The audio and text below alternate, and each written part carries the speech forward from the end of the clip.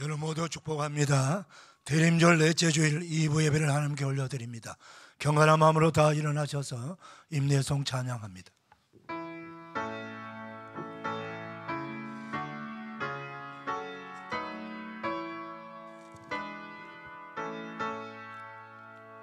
찬양하라 내 영혼아, 찬양하라 내 영혼아,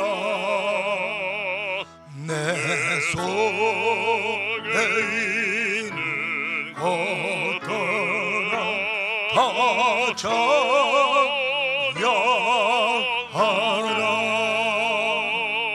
경배하라 내 영혼아, 경배하라 내 영혼아, 내 속에 있는 것들아 다 경배하라.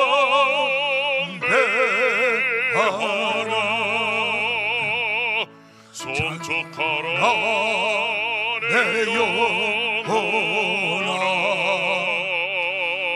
송축하라 내 영혼아,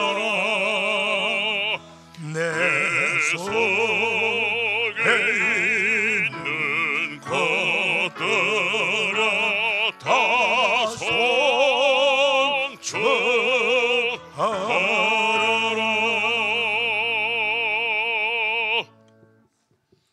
아들을 낳으리니 이름을 예수라 하라. 이는 그가 자기 백성을 그들의 죄에서 구원할 자이심이라 하니라. 아멘. 영광과 존귀와 찬송을 영원토록 받으시기 합당하신 성부와 성자와 성령 하나님, 우리를 억만 죄에서 구원하시기 위해 독생자를 이 땅에 보내주신 날 성탄절을 사모하며 기다리는 대림절 넷째 주일 예배를 올려드립니다. 예수 그리스도를 믿음으로 말미암아 구원받은 그리스도인들이 그 구원의 은혜에 감격하며 찬송하며 기쁨으로 예배 드리기를 원합니다. 성령 하나님, 우리 마음을 감동시켜 주셔서 오직 성삼위 하나님께만 집중하며 오신을 예수님을 사모하며 기대하며 예배하는 우리 모든 예배자들 되게 하여 주옵소서. 예수님의 이름으로 기원하옵나이다. 아멘. 사도신경으로 우리 신앙을 고백합니다. 나는 전능하신 아버지 하나님 천지의 창조주를 믿습니다. 나는 그의 유일하신 아들 우리 주 예수 그리스도를 믿습니다. 그는 성령으로 잉태되어 동정녀 마리아에게서 나시고 본디오 빌라도에게 고난을 받아 십자가에 못 박혀 죽으시고 장사된 지 사흘 만에 죽은 자 가운데서 다시 살아나셨으며 하늘에 오르시어 전능하신 아버지 하나님 우편에 앉아 계시다가 거기로부터 살아있는 자와 죽은 자를 심판하러 오십니다. 나는 성령을 믿으며 거룩한 공교회와 성도의 교제와 죄를 용서받는 것과 몸의 부활과 영생을 믿습니다. 아멘. 찬송가 122장입니다.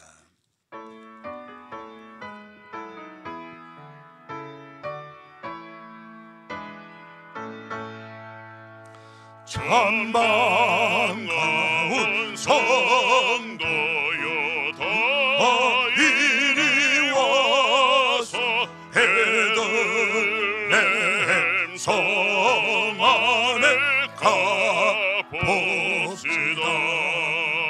저 구유에 누이신 아기를 보고 엎드려 절하세, 엎드려 절하세, 엎드려 절하세. 구주 나셨네. 저 천사여 찬송을 높이 불러서 이 광활한 천지에 우리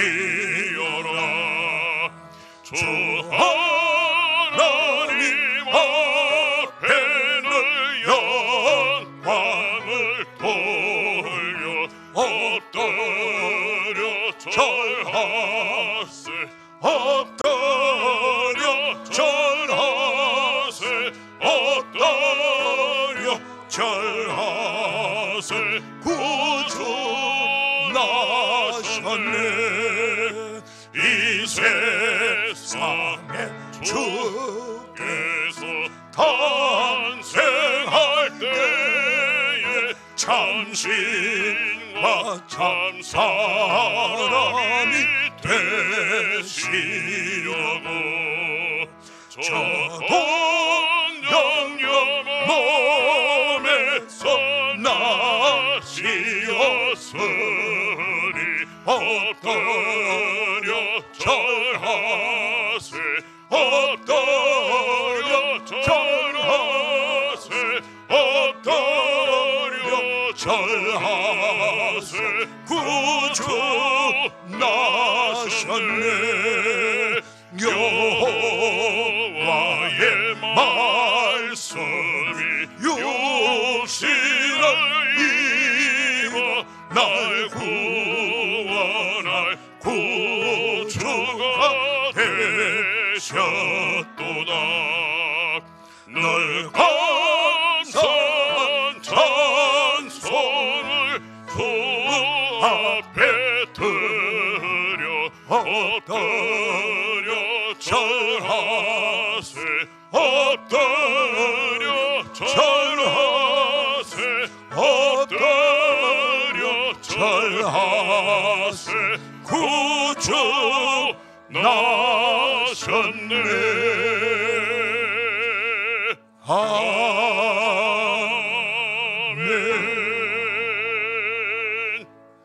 김신 장로님 기도해 주시겠습니다.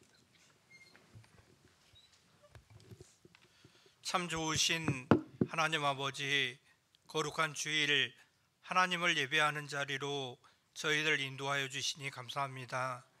우리가 생명이 있는 동안에 늘 하나님을 찬양하며 하나님께 예배드리는 바른 예배자들 되게 하여 주시옵소서.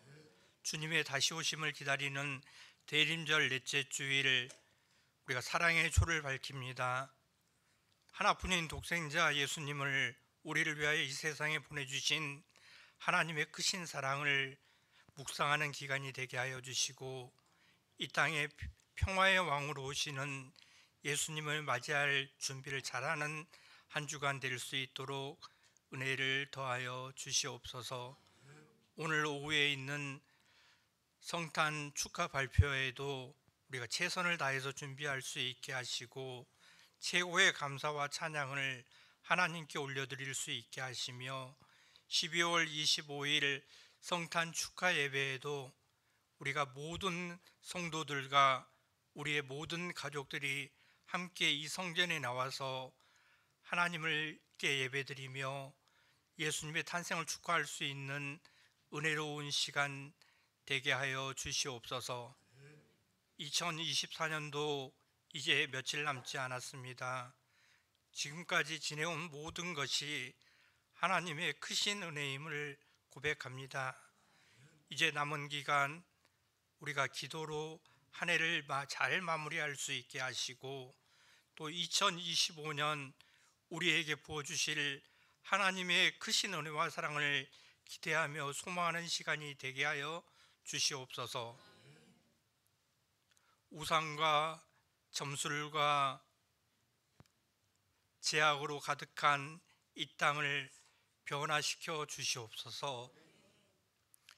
우리를 통하여 이 나라가 하나님이 다스리는 하나님의 정의가 강물같이 흐르는 나라가 되게 하여 주시고, 하나님이 다스리는 공의로운 나라가 될 수 있도록 이 땅을 새롭게 하여 주시옵소서. 우리 교회를 전도하며 선교하는 교회로 세워주시니 감사합니다. 우리 교회가 주님이 오시는 그날까지 말씀과 기도로 든든히 서가는 교회 될 수 있게 하여 주시옵소서. 우리의 선교의 지경이 더 넓어질 수 있게 하시고, 더 많은 선교지에 선교사를 파송하고 더 많은 선교지에 교회와 학교를 세워나갈 수 있도록 은혜를 더하여 주시옵소서. 그래서 우리 교회를 통하여서 많은 영혼들이 주님께로 돌아올 수 있는 은혜를 주시옵소서. 김동환 담임 목사님 강단에서 말씀을 선포하실 때 성령의 능력으로 붙들어 주시며 그 입에서 나오는 말씀이 우리의 심령과 골수를 쪼개고도 남는 능력의 말씀이 되게 하여 주시옵소서. 목자 성가대가 찬양으로 영광 올려드릴 때 그 찬양 기뻐 받아주시고 우리에게 동일한 은혜 내려 주시옵소서. 오늘 드리는 우리의 이 예배가 오직 하나님께만 올려드리는 감사와 기쁨의 예배 되게 하여 주시옵소서. 언제나 우리를 변함없이 사랑하시는 참 좋으신 예수님의 이름으로 기도드립니다.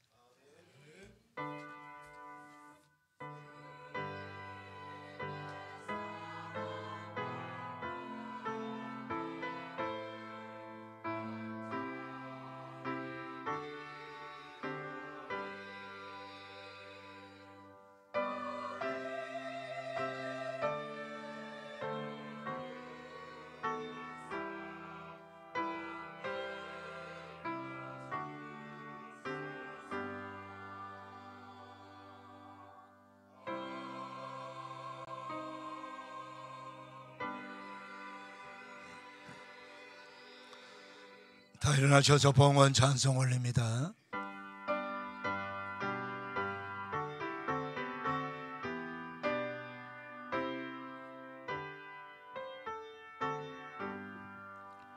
주 예수 이름 높이어 다 찬양하여라. 금연류 발을 터여서 만유의 주 찬양 내 귀한 몸에 바쳐서 만유의 주 찬양. 아멘.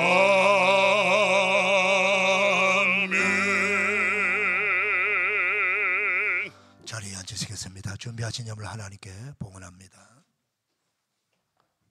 성탄의 은총, 하늘 보좌의 영광 잠시 내려놓으시고 죄악에 노예된 사람들 구원하시고자 친히 사람 되어 이 세상에 오시는 성자 하나님 그리스도 예수 우리 구주시여, 당신께서 오시는 날 성탄절을 사모하며 기다리는 백성들 마음 모아 기도합니다.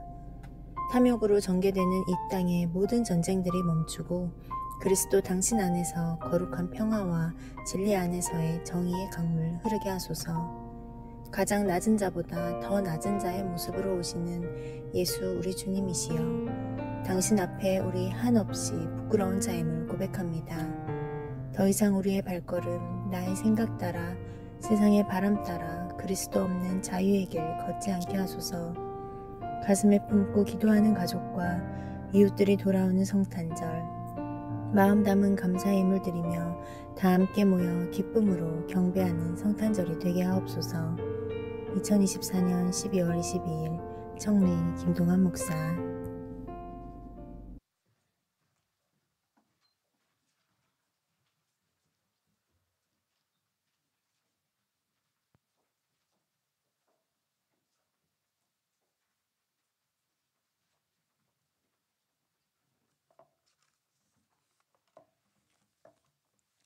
하나님 아버지 감사합니다.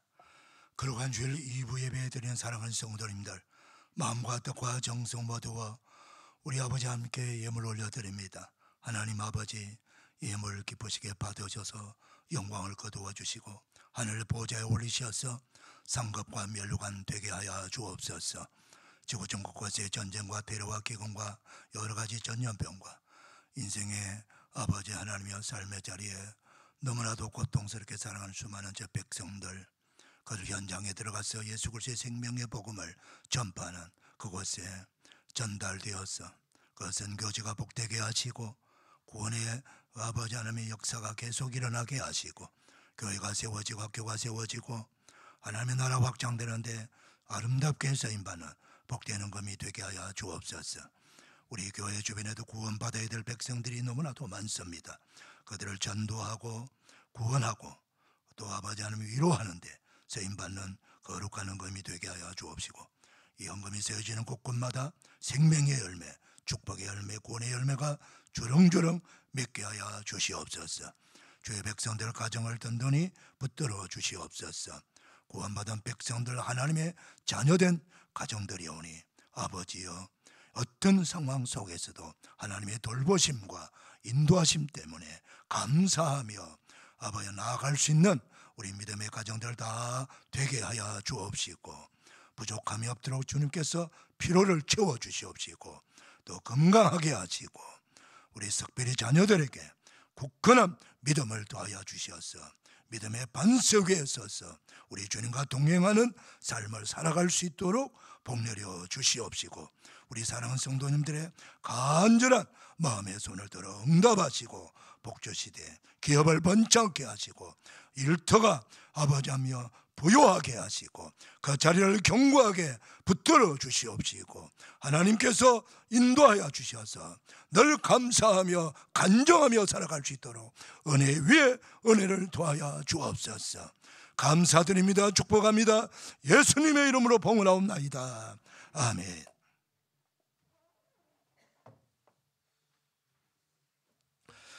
교회 소식 전합니다. 주보 보십니다. 먼저 12월 캠페인 합니다. 오른손 가슴에 모으시고요.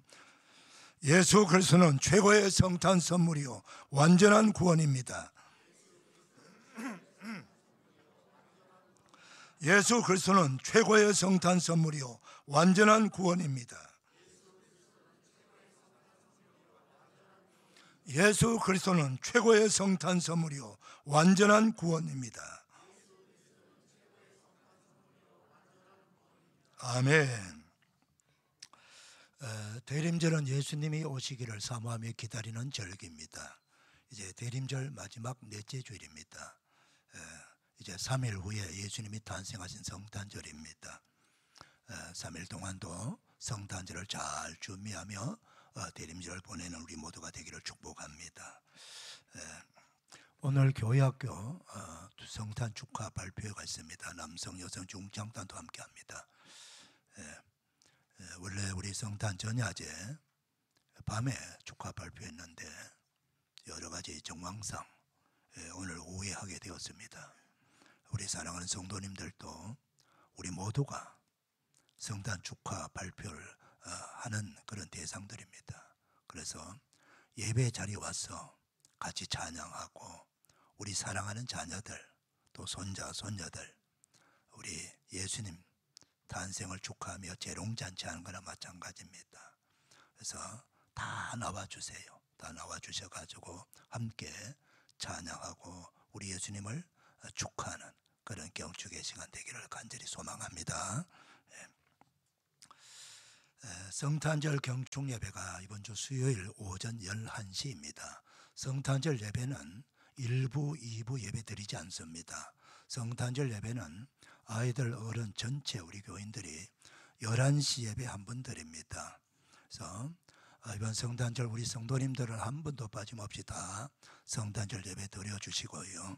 자녀들도 다 데리고 나오시고 또 남편들 또 우리 부모 형제들 또 아직도 믿음 생활 약하고 믿지 않는 우리 가족들, 친구들, 이웃들 다 초대해서 모시고 오시길 바랍니다.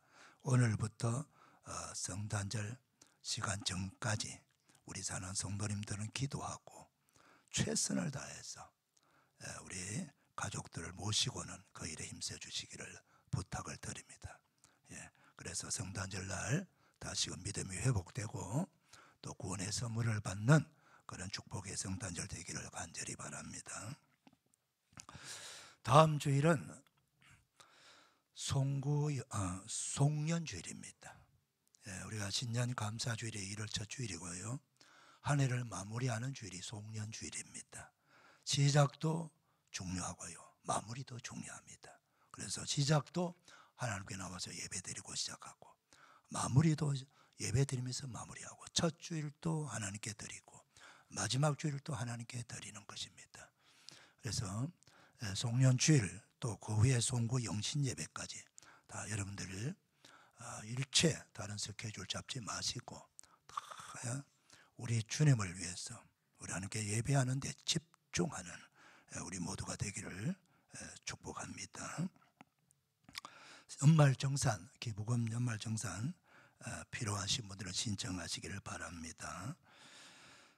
그리고 1년 동안에 성경을 통독하신 분들 뭐 몇 번이든 상관없습니다. 우리 행정실에 우리 목사님들한테 알려주시고요. 교구 목사님들한테 또 필사하신 분도 계실 것 같습니다. 필사하신 분들은 필사물 갖고 와주시면 됩니다. 작은 선물 드리도록 하겠습니다. 그다음 다음 주일은 우리 중고등부 학생들이 불우이웃 돕기 위해서 또 이렇게 행사합니다.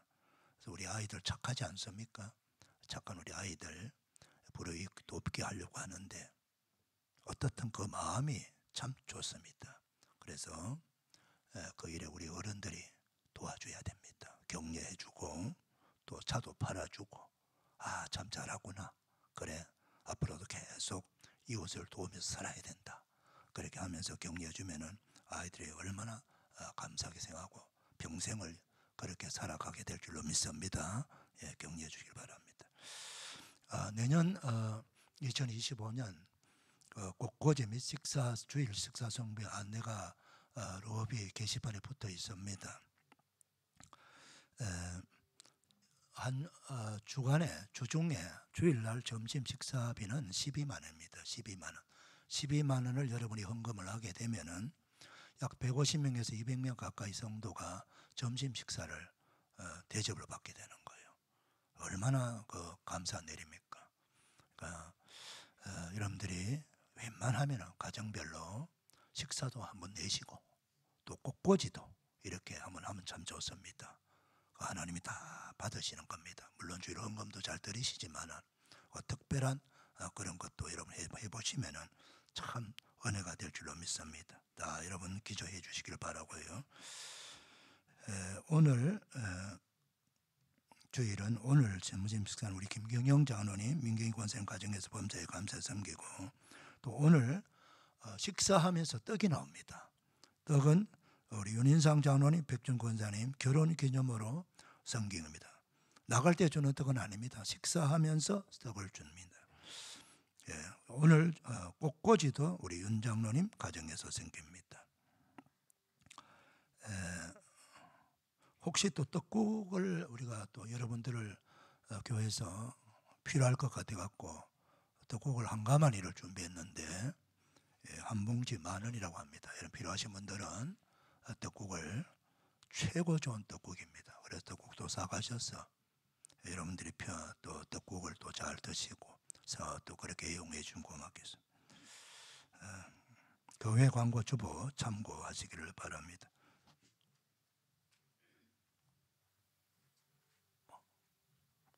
이제 우리 최인규 안수자님, 서영자 원님 나오셔서 성경 봉독하고 우리 목자 성가대 나옵니다.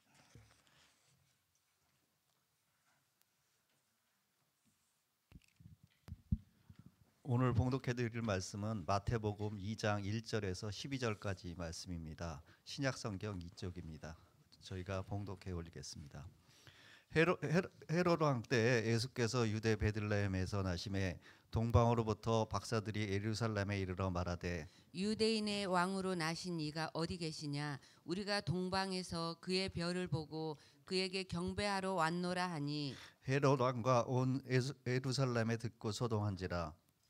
왕이 모든 대제사장과 백성의 서기관들을 모아 그리스도가 어디서 나겠느냐 물으니 이르되 유대 베들레헴이 오니 이는 선지자로 이렇게 기록된 바 또 유대 땅 베들레헴아 너는 유대 고을 중에서 가장 작지 아니하도다. 내게서 한 다스리는 자가 나와서 내 백성 이스라엘의 목자가 되리라 하였음이니이다. 이에 헤롯이 가만히 박사들을 불러 별이 나타난 때를 자세히 묻고 베들레헴으로 보내며 이르되 가서 아기에 대하여 자세히 알아보고 찾거든 내게 고하여 나도 가서 그에게 경배하게 하라. 박사들이 왕의 말을 듣고 갈새 동방에서 보던 그 별이 문득 앞서 인도하여 가다가 아기 있는 곳 위에 머물러 서 있는지라. 그들이 별을 보고 매우 크게 기뻐하더라. 집에 들어가 아기와 그의 어머니 마리아가 함께 있는 것을 보고 엎드려 아기께 경배하고 보배합을 열어 황금과 유황과 몰약을 예물로 드리니라. 그들은 꿈에 헤로데게로 돌아가지 말라 지시하심을 받아 다른 길로 고국에 돌아가니라. 아멘. 아멘. 말씀의 축복이 임하기를 바랍니다. 성가대 찬양을 함께 영광 올려드립니다.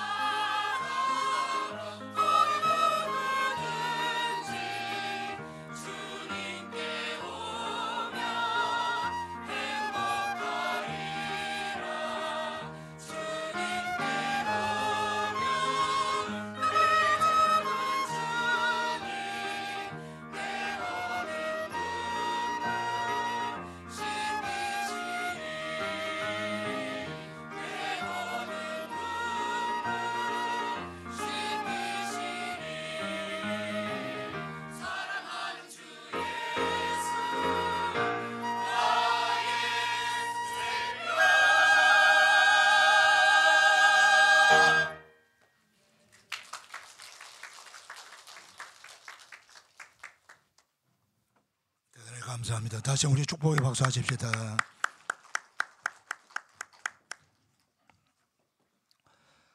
거룩한 주일 2부 예배는 여러분들을 주님의 이름으로 축복합니다. 우리 옆 사람 축복하면서 나누겠습니다. 축복합니다. 반갑습니다. 은혜 받읍시다. 할렐루야.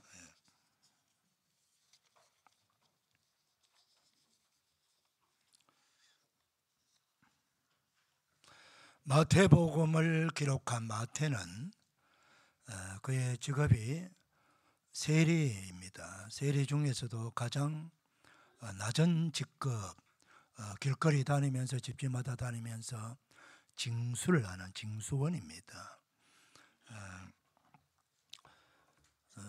로마 제국 산하에서 로마 제국은 자신이 지배한 속국들 백성들에게도 다 세금을 받아내었습니다. 그래서 인두세라고 해가지고 사람 숫자만큼 수대로 세금을 다 받아내었지요. 거기서 벗어날 가정은 없는 것입니다. 그런데 너무 경제적으로 어려운 그런 식민지 백성들이기 때문에 세금 낼 여력이 되지 않는 겁니다. 그러나 그럼에도 불구하고 제국은 세금을 악착같이 거두어들여야 됩니다. 그러기 위해서는 아주 그 젊은 징수원들을 선발해가지고 그 일을 맡기는 겁니다. 바로 그 일을 하는 사람 중에 한 사람이 바로 마태입니다. 그래서 자기 동족 유대인들은 세금 징수하러 다니는 그 세리들을 매국노라 그랬습니다. 왜냐하면 로마 정부에 빌붙어 가지고 자기 동족들의 그 피를 빨아먹는다. 그래서 그거 이제 세금 거두어 징수하게 되면 얼마의 또 사례를 받겠죠. 그것이 이제 그들에게 생활비가 되겠죠. 그러다 보니까 그들은 또 그 일을 해야 되고 백성들은 세금 낼 형편은 되지 않고 그러니까 계속 부딪히고 싸움하는 겁니다. 상당히 힘든 일을 하는 거죠. 그러니까 아무도 알아주지도 않고 직업에 대한 보람도 없고 기쁨도 없고 욕말로 더 먹고 고생만 하는 그런 일을 하고 있는 사람이 바로 세리인데 그러던 중에 예수님이 오셔가지고 그 길거리에 있는 그 조그마한 또 이렇게 그 점포 하나 내가지고 정부에서 그곳에 간이 세무소죠. 거기에 있는 마태를 보고 나를 따라와라 이렇게 불렀어요. 그러니까 이 세리 마태가 마음에 갈등이 많은 거였어요. 그러다가 예수님이 부르니까 덥석 그 부름에 응답해가지고 예수님의 제자가 되었습니다. 구원받은 은혜가 너무 감격스럽고 감사해서 자기 동료 세리들을 다 자기 집에 불러가지고 예수님 초대해가지고 그들도 다 예수님 믿게 했습니다. 구원의 놀라운 그 은혜를 받은 세리 마태가 예수님에 대한 이야기를 기록하는 이 복음서의 첫 번째 책을 자기 이름을 걸고 복음서가 세워지고 만들어지고 그 축복을 받은 사람입니다. 그래서 세리 마태는 예수님을 소개할 때에 빙빙 돌려가고 설명하지 않습니다. 바로 직설적으로 예수님을 소개하는 거죠. 그래서 오늘 우리 1절 말씀 같이 한번 읽어볼까요? 자, 시작. 헤로드 왕 때에 예수께서 베들레헴에서 나심에 동방으로부터 박사들이 예루살렘에 이르러 말하되 헤롯 왕 때에 예수께서 유대 베들레헴에서 나심에 예수님이 이 땅에 탄생한 그 시대적 그 시대가 어느 시대냐? 바로 헤롯 왕이 다스리 유대 나라를 다스리던 시대라 그렇게 말하고 있고요. 장소는 어디냐? 유대 베들레헴이라는 곳이다. 바로 말씀하고 있죠. 헤롯 왕은 헤롯 대왕이라고 합니다. 헤롯 대왕의 4대 손까지 유대 나라의 왕의 왕권을 갖고 그렇게 살아갑니다. 첫 출발 헤롯 왕가의 첫 사람입니다. 첫 번째 왕이 된 사람이죠. 이 사람은 주전 73년도에서 주전 4년까지 왕권을 가지고 왕에 태어나서 그때까지 살면서 왕이 되었습니다. 물론 주전 37년부터 왕이 되었습니다. 근데 사실은 이 헤롯은 이스라엘 사람이 아니에요. 유대인이 아닙니다. 그러면 유대 나라의 왕이 될 자격이 없는 사람입니다. 그런데 어떻게 사람이 왕이 되었을까요? 이 사람은 에돔 족속입니다. 이두메인이에요. 그런데 이 로마가 세상을 다스릴 시대니까 로마 황제에게 잘 빌붙어 가지고 거기에 줄을 대 가지고 그 황제를 통해 가지고 유대 나라의 왕으로 임명을 받은 거예요. 유대인 상관없이 뭐 황제가 뭐 유대인 뭐 에돔 족속 이거 뭐 알 필요도 없고 자기 말 잘 듣고 뭐 열심히 하겠다. 로마를 위해서 황제를 위해서 내가 유대 백성들을 잘 다스려 갖고 세금 많이 내고 잘 할 테니까 나 왕으로 시켜달라 했겠지. 그래서 좋아 그럼 너 왕 줄 테니까 잘해봐 이렇게 해서 왕이 된 사람이에요. 근데 이 헤롯 왕은요 아주 특별한 사람입니다. 정서적 장애가 있는 사람이에요. 특별히 권력욕에 대해서만큼은 비교할 수 없는 역사 속에 이 사람만큼 권력욕이 강한 사람이 없을 정도예요. 왕권에 대한 어떤 도전 조금만 기미만 보여도 기미 정도도 아니고 내가 생각할 때, 자기가 생각할 때에 그 누구든 상관없이 자기 왕권을 도전한다고 자기가 생각되면 그 사람을 죽이는 겁니다. 그 사람은 전혀 왕이 될 생각도 없고 왕권을 도전할 마음도 없는데도 불구하고 내가 그런 생각하면은 내 생각이 옳다고 생각하고 다 죽이는 거예요. 헤롯 왕은 사람 죽이는 걸 파리 목숨처럼 죽이는 사람이에요. 어느 정도냐 하면은 헤롯 왕이니까 부인들이 몇 명 되는데 그 부인 중에 한 명이 공식적으로는 둘째 부인입니다.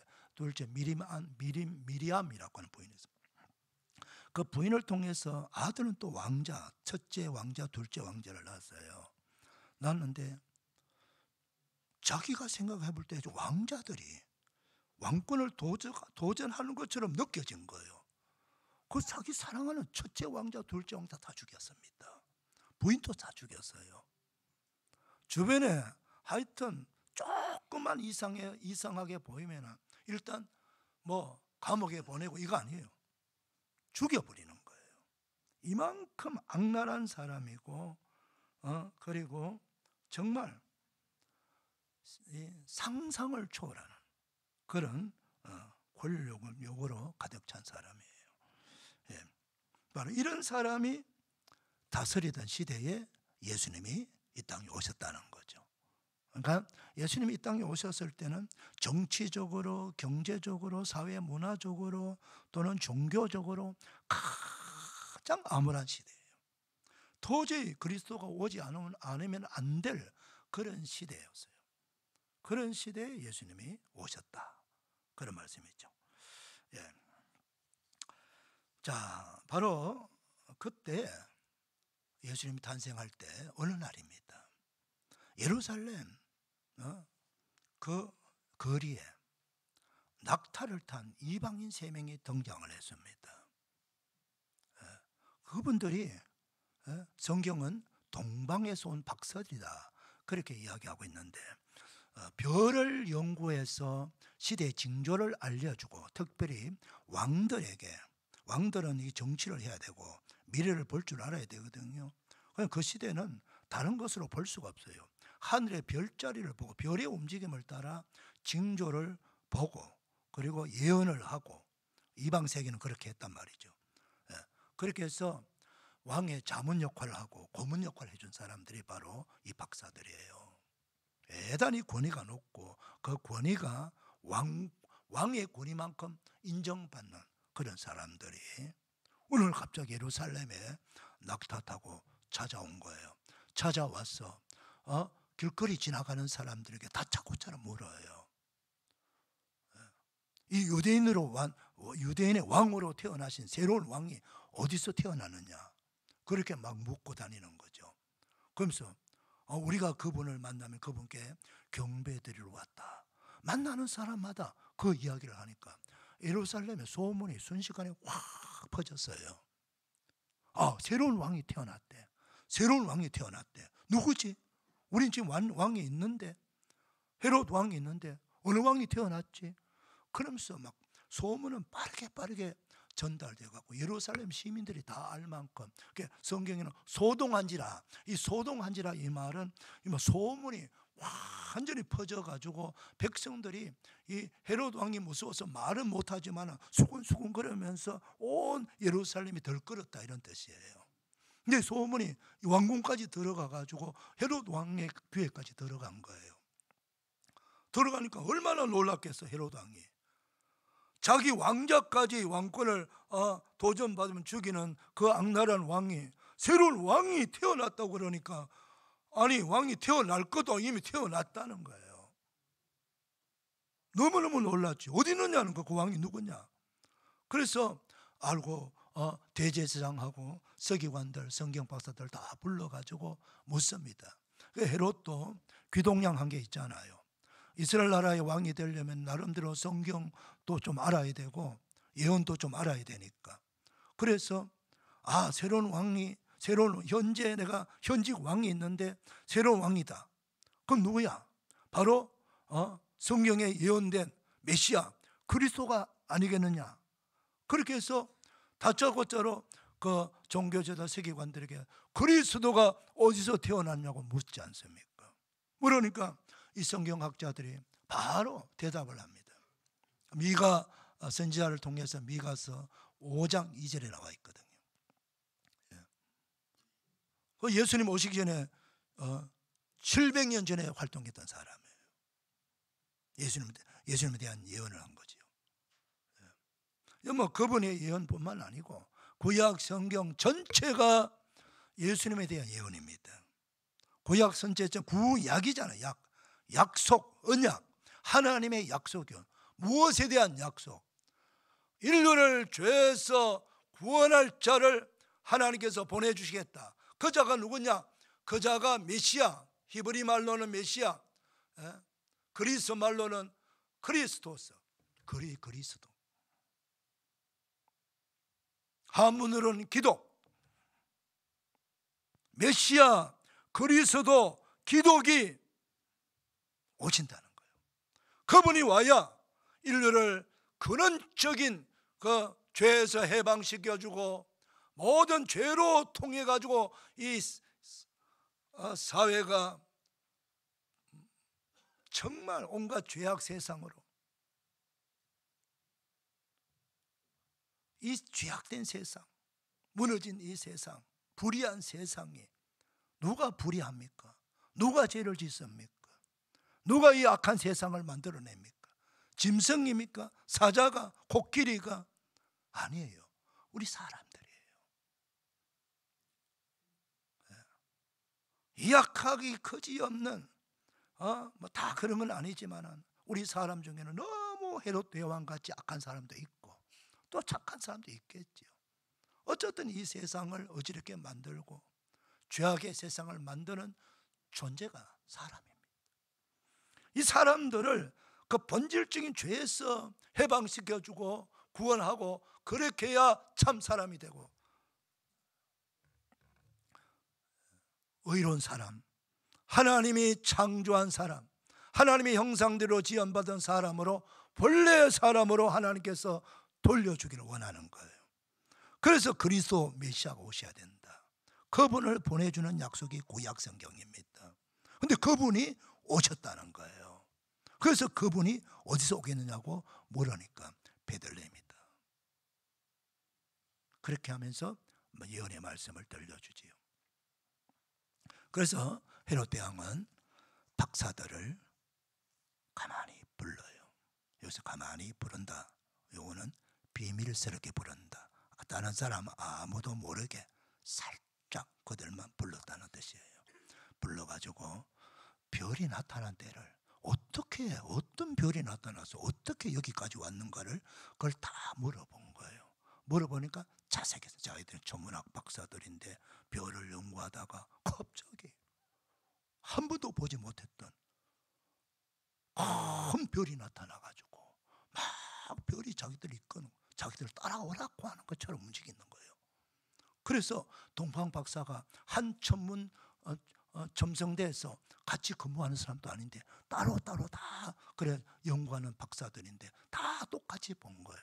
보아서 다 나름대로 저 별, 고대 시대는 이스라엘 백성들이 바벨론에 포로로 잡혀가지 않습니까? 포로로 잡혀가가지고 생활하면서 70년 끝나고 고국으로 돌아온 사람들도 있지만 바로 제국이 바뀌잖아요. 페르시아 제국으로 바뀌면서 페르시아 제국에 전체 흩어져 가지고 이스라엘 백성 많이 살아가고 있거든요.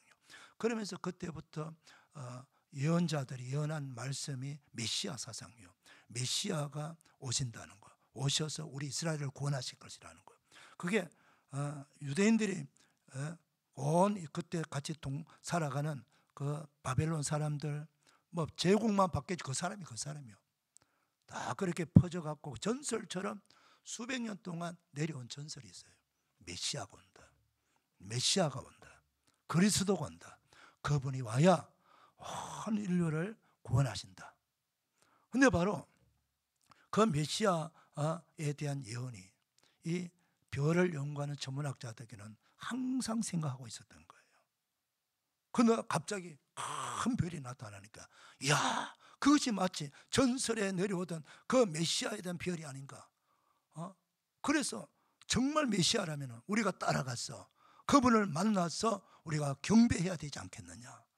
그런 마음을 가지고 약속을 한 듯이 다 그 별을 따라온 거예요. 그래서 여러분 별을 따라와서 그 먼 길을 찾아와서 예루살렘까지 온 거죠.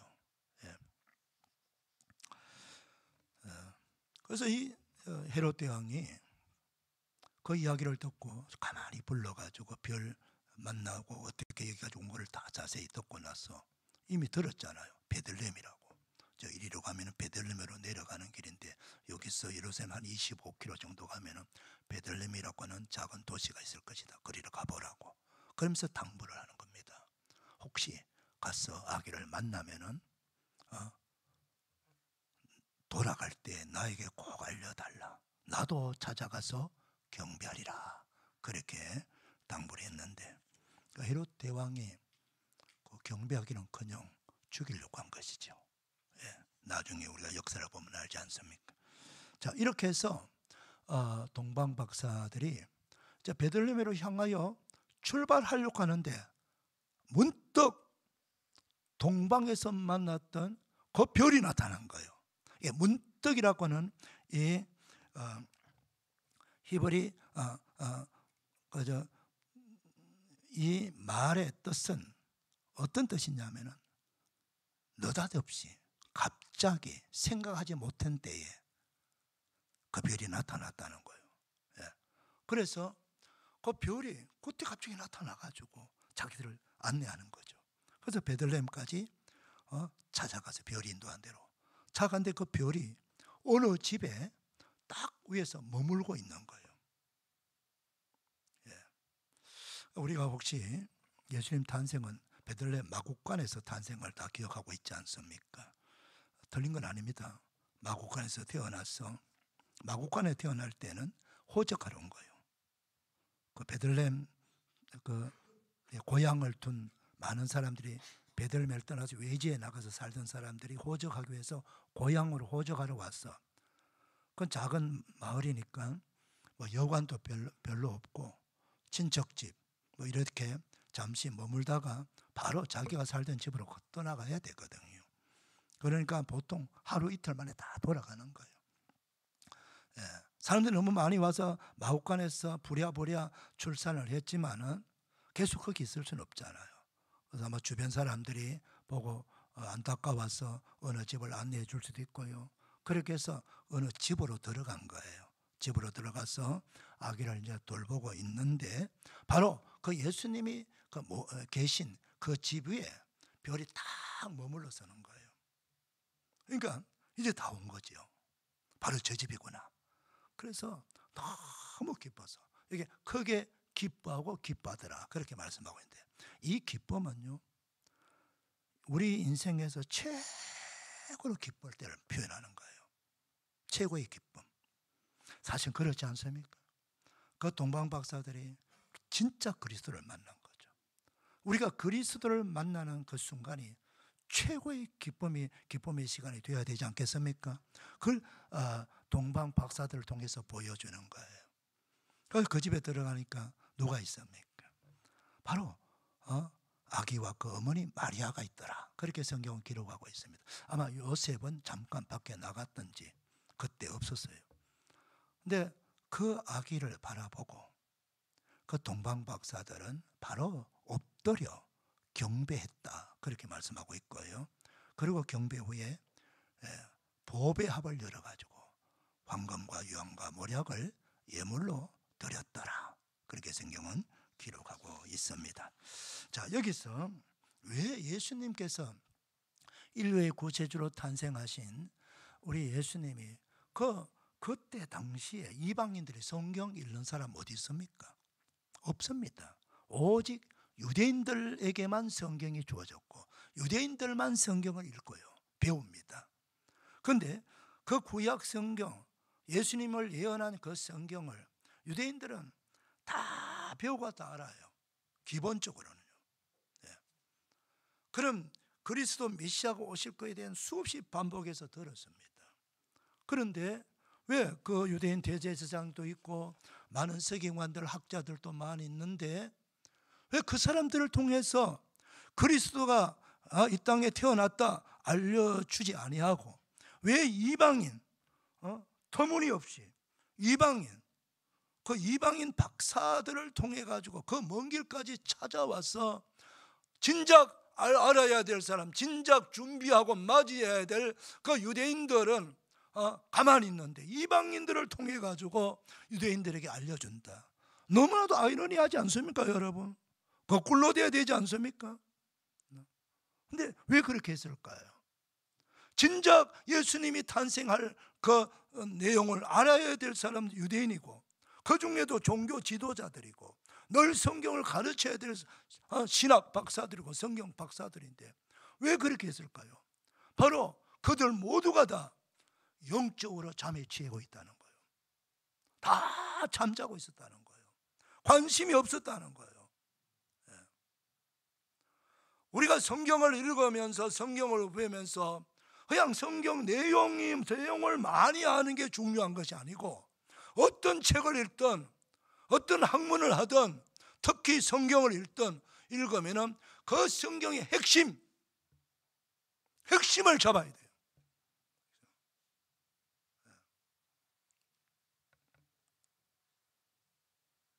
핵심을 잡지 못하면 완전히 헛바퀴 돌리는 거예요.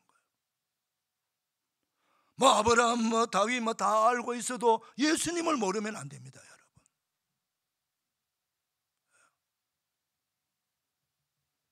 성경을 우리가 배우는 사람, 성경을 믿는 사람들은 제일 중요한 게 뭐냐? 핵심. 그 구약 성경에서 예언하신 예언의 주인공이 누구냐는 거예요. 바로 오실 그리스도, 우리를 죄에서 구원해 주실 하나님의 아들 그리스도, 메시아, 기독, 예수님이십니다. 그 예수님을 알아야 되고 예수님을 가르쳐야 되고 예수님을 기다려야 되고 그 예수님을 통해서만이 완전한 구원이 이루어질 수 있다 하는 것을 알고 배우고 믿어야 된다. 그러면 그분을 우리가 기다려야 되는 거예요. 사랑하는 여러분, 인생의 모든 인생의 문제에 답을 가지신 분은 예수님이십니다. 근본적인 우리 죄의 문제, 우리를 구원해 주실 분도 예수님이십니다. 예수님 외에는 우리 인생의 문제에 답을 줄 수 있는 분이 없습니다, 여러분. 그래서 예수님 말씀하신 거요, 내가 곧 길이요 진리요 생명이니 나로 말미암지 않고는 아버지로 올 자가 없다.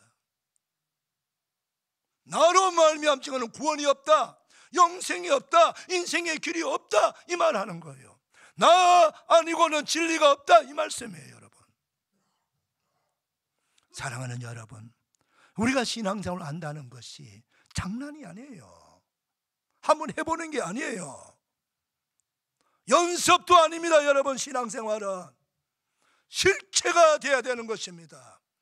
내가 만약에 죽음 앞에, 내 앞에 지금 1시간 후에 10분 후에 내게 죽음이 다가온다면 무엇을 가지고 여러분 죽음을 맞이하겠습니까? 죽음 후에 어디로 가는 거 알고 있습니까? 죽음 후에 어떻게 되는 거 알고 있습니까?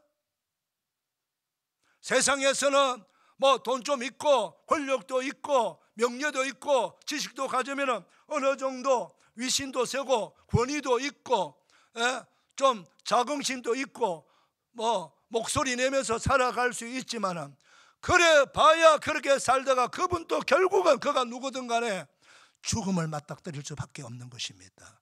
뭘 가지고 죽음을 맞이하겠습니까? 내가 가진 지위입니까? 내가 가진 지식입니까? 내가 가진 재물입니까? 그걸 가지고 죽음을 맞이합니까? 성경은 분명히 말씀하고 있습니다. 이거는 사람의 이야기가 아니에요. 하나님의 말씀입니다, 여러분. 하나님 우주 만물을 창조하셨지만 하나님이 역사도 시작하지만 하나님의 역사를 마치는 분도 하나님이십니다. 그래서 예수님 말씀, 내가 곧 알파요 오메가요 처음이요 나중이요 시작과 끝이라 그랬습니다, 여러분. 우리 개인의 인생도 태어난 날이 있고요 죽는 날이 있거든요. 어디 갑니까? 죽어서. 성경은 말씀합니다. 천국 가지요. 하나님의 나라, 하나님이 없는 나라, 그 나라 다 영원한 나라예요. 지옥 가도 영원히 그곳에서 헤어날 수 없고 그곳에 나올 수 없는 지옥이고, 천국도 영원한 나라예요. 근데 그 천국 다 가고 싶은데, 그 영원한 나라 다 가서 영생복락 누리고 싶은데 내가 어떻게 갈 수 있습니까? 누가 하나님이 내게 천국문을 열어줍니까? 하나님은 조건 하나예요. 오직 예수 그리스도만이 너의 구원자다. 예수님 믿어야 구원받습니다. 예수님 믿어야 천국 갑니다. 그래서 내가 곧 길이요 진리요 생명이 나로 말미암지 않고는 아버지께로 천국에 올 자가 없느니라 말씀하고 있네요. 사도행전 16장 31절, 주 예수를 믿으라 그리하면 너와 내 집이 구원을 얻으리라 말씀하고 있습니다. 사도행전 4장 12절, 그리스도 예수님 외에는 구원할 이름이 천하에 없다고 그랬습니다. 사랑하는 여러분, 그 예수님이 우리를 죄에서 구원하시기 위해서 오시는 날이 성탄절입니다. 이 날이 왜 세계 최고의 명절이 될까요? 온 인류를 죄에서 구원한 날이고, 그분이 우리를 죄에서 구원해 주시기 위해서 오시는 날이에요. 그래서 온 나라 모든 백성들이 다 그분을 환영하고 맞이하고 영접해야 돼요. 그래서 그분을 믿으면 다 죄사함 받고 영생고 하나님의 자녀가 되고 구원받아요. 할렐루야. 이게 복음입니다, 여러분. 이 이야기를 들려주기 위해서 오실 그리스도, 그분이 오신다는 걸 구약의 39권이나 되는 성경을 왕들과 족장들과 역사를 통해서, 그리고 잠언을 통해서, 시가서를 통해서 다 알려주는 거예요. 장르를 다르게 하면서까지 그 핵심이 뭐냐? 우리를 죄에서 구원하실 그리스도를 보내주겠다고는 약속이에요. 사랑하는 여러분, 성탄절이 없으면요 구원이 없습니다. 인생은 그렇게 살다가 우리는 다 지옥 가서 영멸할 존재예요. 바로 성탄절이 있기 때문에, 예수님이 오시기 때문에 우리가 놀라운 소망과 영원한 생명을 얻는 구원의 길이 열린 거예요. 할렐루야. 그래서 우리 그리스도인들에게는요 성탄절이 최고의 명절입니다. 최고의 명절이에요. 그래서 이 성탄절 우리 동방박사들 어떻게 예배드렸습니까? 사랑하는 여러분, 우리가 신앙생활 거듭 말씀드렸지만 신앙생활의 바로 밑에는 예배생활입니다. 여러분, 예배생활이 바로 되지 않으면 신앙생활이 아니에요. 오늘 동방박사를 때 우리 그걸 가르쳐 줍니다. 예배를 한번 드리기 위해 가지고 동방박사들은 먼 나라에서 사막을 건너고 강을 건너고 산을 넘어가지고 별을 봐야 되니까 밤에는 다니고 낮에는 잠깐 쉬면서 밤길을 걸어서 예루살렘까지 왔습니다. 누구 만나러 왔습니까? 예수님 만나러 온 겁니다. 여러분, 뭐 하러 왔습니까? 분명히 말씀하고 있지 않습니까? 그에게 경배드리러 왔노라. 할렐루야. 사랑하는 여러분, 여기서 예배의 대상이 누군가를 분명히 가르쳐주고 있습니다. 아무에게 나가서 제사 드리고 아무 종교 나가서 예배하고 뭐 그러면 된다고 생각하면 천천만만에 여러분 잘못 생각하고 있는 거예요. 우리의 예배를 받으실 유일한 분은 오직 성부, 성자, 성령 하나님만이 우리가 드릴 유일한 예배자인 것을 믿으셔야 됩니다. 그 외에는 전부 다 우상이에요. 그리고 예배를 드리기 위해서는 먼 길, 험한 길 다 각오하고, 그건 이유 안 돼요. 그건 예배 드리는 자의 이유가 아닙니다. 여러분, 나는 이런 이유로 저런 이유로 집이 멀어가지고 이런 이유로 저런 이유로 예배 못 드립니다. 나를 구원한 구원자예요. 여러분, 그분을 만나지 아니하면 구원이 없습니다. 여러분, 그런 은혜를 받은 자들이 이런 핑계 저런 핑계, 이런 이유 저런 이유 다 대가면서 예배 못한다 못 드린다 하면 여러분들의 구원과는 무엇입니까?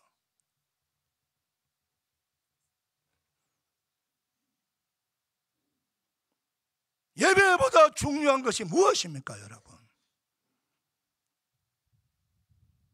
제가 이렇게 얘기해 좀 참 너무 좋아하겠습니까? 아니 뭐 형편대로 하세요. 시간 되면 오고 시간 안 되면 안 와도 됩니다. 이렇게 여러분 마음 편하겠습니까? 그럼 저는 날라리 목사겠죠. 그지요? 하나님 앞에서는 책망받겠죠. 내가 너를 목사로 세웠는데 너가 뭐 혼자서 별말을 다 하네. 너가 인심 다 얻네. 저는 일부 예배 때에 장례식이 일어나더라도 성탄절 예배 1시간 드리고 가라고 했습니다. 성탄절 예배를 드리지 않는 사람은 그리스도인이 아니라고 저는 얘기했습니다. 제 말이 들렸습니까? 사랑하는 여러분, 굉장히 무서운 말이죠.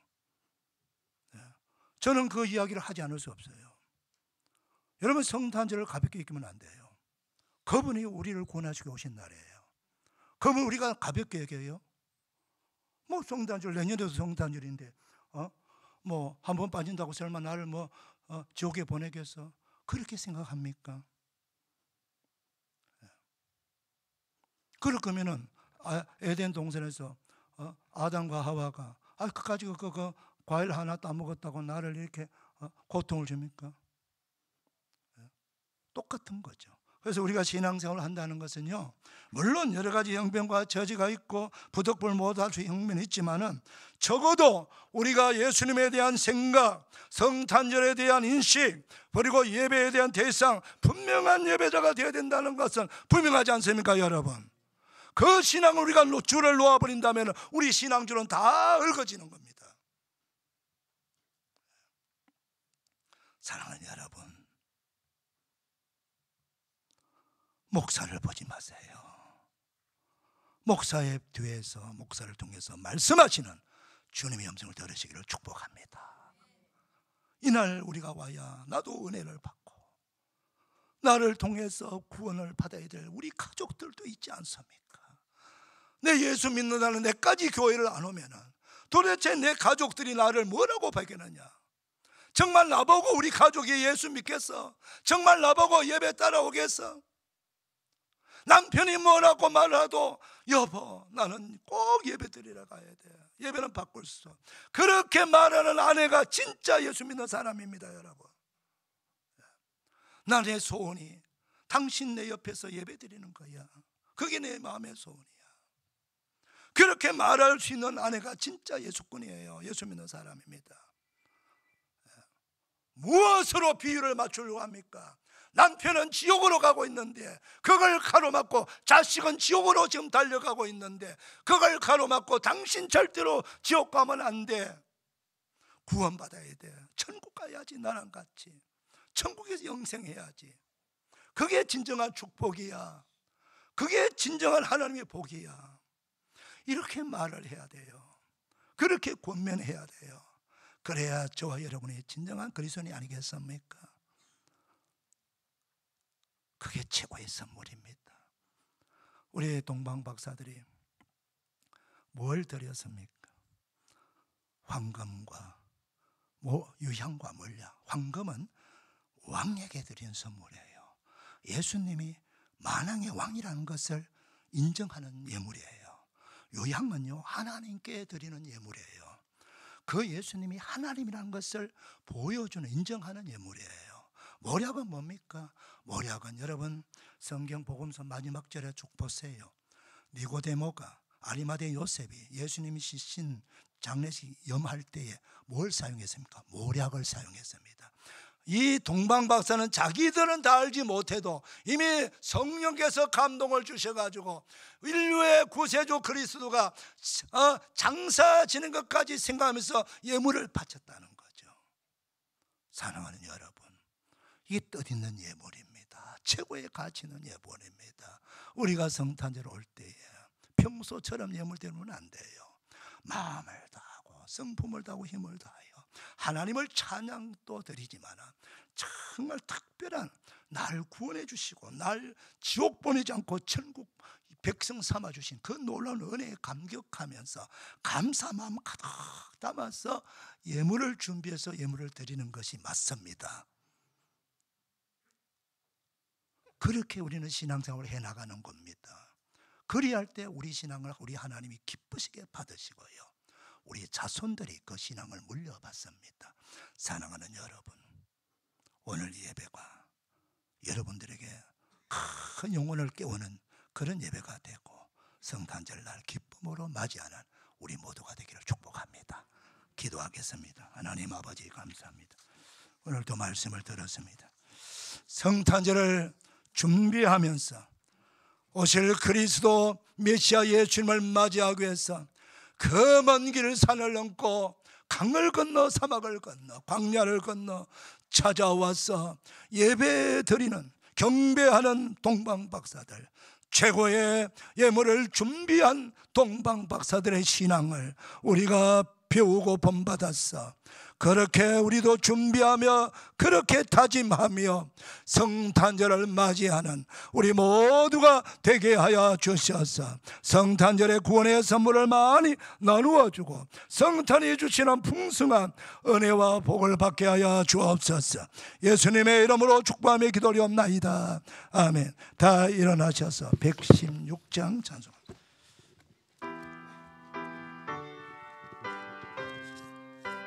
조금 빨리 부르겠습니다. 박수 치면서.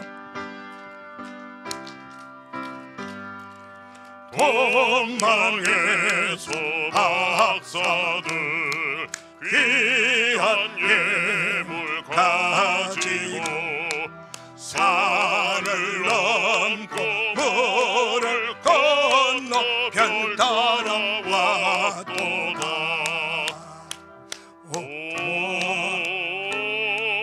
단일 밤에 밝은 별 아름답고 빛난 별 아기 예수 계신 곳에 우리 인도하여라.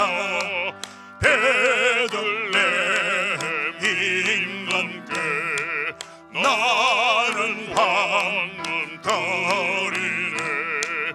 영원토록 모든 백성 다스려 주소서. 오 단일 밤에 밝은 별 아름답고 빛난 별 아기 예수 계신 곳에 우리 인도하여라. 거룩하신 구주께 나는 유향드리네. 만국 백성 찬송드려 만유주 섬기세. 단일 밤에 밝은 별 아름답고 빛난 별 아기 예수 계신 곳에 우리 인도하여라. 주의 죽을 몸위에 나는 몰약드리네. 세상 모든 죄인 위에 십자가 지셨네. 오 단일 밤에 밝은 별 아름답고 빛난 별 아기 예수 계신 곳에 우리 인도하여라. 다시 사신 구주님 왕의 왕이 되시네. 할렐루야 할렐루야 모두 다 부르세. 오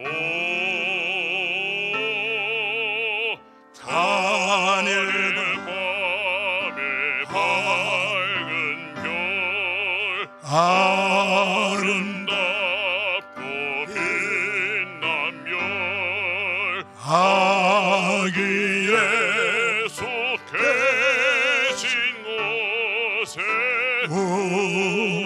인도하여라.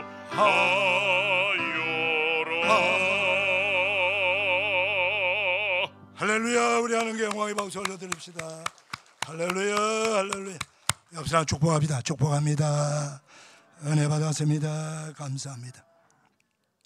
이제는 우리를 억만죄에서 구원하시기 위해서 독생자도 마다하지 아니하시고 보내주신 하나님 아버지의 극진하신 은혜와 아버지 하나님의 말씀에 순종하여 기꺼이 사람 되어 오셔서 우리를 죄에서 구원하시고 십자가에 달려 죽기까지 복종하신 성자 하나님이신 우리 예수님의 그 놀라우신 은총과 보혜사 성령님 우리를 천국으로 인도하시기 위해서 끊임없이 우리 영혼을 일깨우고 다독거리고 위로하고 격려하고 치유하고 회복시키면서 우리 인도하시는 성령님의 놀라우신 은총이 우리 성탄절을 앞둔 이부 예배드리는 모든 주의 백성들 우리 가정의 삶의 자리에 우리 자손들 위해 격려하는 일들 위해 우리 조국 대한민국 위해 그리고 선교사들 위해 우리 군에 가 있는 자녀들 병세 있는 환우들 위해 말씀의 축복 기도의 축복 그대로 다 이루어지기를 축원하옵나이다.